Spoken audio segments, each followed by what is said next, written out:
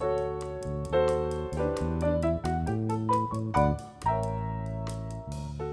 have a question. I'd like to grow some more annuals in my flower bed. What are some considerations I should think about? When you grow annuals at your home, you need to think about whether or not those plants are going to be in full sun, some shade, or full shade. That will help you decide when you go to the store which ones to choose, so sun or shade. The second thing to think about is the size of the plants or the container that you're going to put them in. Are they small, under 12 inches, medium, or large? From there, you just have to choose your quantity. Here we plant in large scale to have really bold impact, and you can recreate that at home.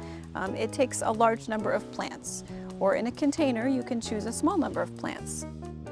Here in front of us we have a full sun plant called Salvia. I use a butter knife to get the plant out of the container that you've chosen to purchase, so that when you lift it out, you retain the roots. You do want to rough those roots up a little bit. You can take your butter knife and kind of break those roots apart.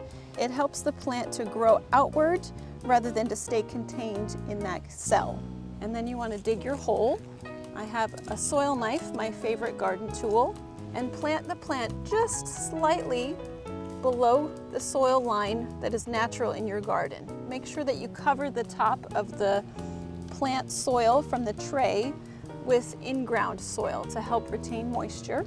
Once you have it in ground, give it a little bit of a firm so that it can't easily be plucked out by a creature that we all detest. And then from there, one last thing that's hard for people to do, you need to actually pinch off those blooms, cut back to the first leaf. And what this does is, while this plant is freshly planted, it has its growth energy being directed either into blooming or into rooting. And when you've just planted something, you want the plant to put its energy into rooting so that it can establish strongly and last for as long as it can throughout the season. Within a week or two, guaranteed, the plant that you've pinched will be blooming again and will bloom well throughout the rest of the season.